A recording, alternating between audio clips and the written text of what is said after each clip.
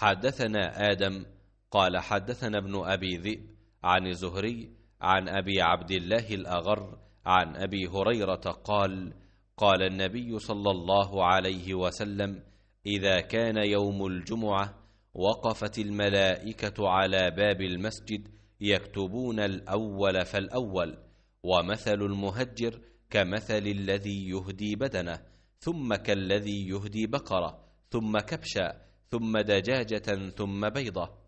فإذا خرج الإمام طووا صحفهم ويستمعون الذكر. मोहम्मद बिन अब्दुर्रहमान बिन अबी ज़ाब ने बयान किया, उनसे ज़ाहरी ने, उनसे अबू अब्दुल्लाह सुलेमान अगर ने, उनसे अबू हुरैरा रदियल्लाहु अन्हु ने कि नबी करीम सल्लल्लाहु अलैहि वसल्लम ने फरमाया कि जब जुम्मे का दिन आता है तो फरिश्ते जामा मस्जिद के दरवाज़े पर आने वालों के नाम लिखते हैं। सबसे पहले आने वाला ऊँट की कुर्बानी देने वाले की तरह लिखा जाता है, उसके बाद आने वाला गाय की कुर्बानी देने वाले की तरह, फिर मेंढे की कुर्बानी का सवाब रहता है, इसके बाद मुर्गी का, उसके बाद अंडे का। लेकिन जब इमाम खुतबा देने के लिए बाहर आ जाता है तो ये फरिश्ते अपने दफातर बंद कर देते हैं और खुतबा सुनने में मशगूल हो जाते हैं।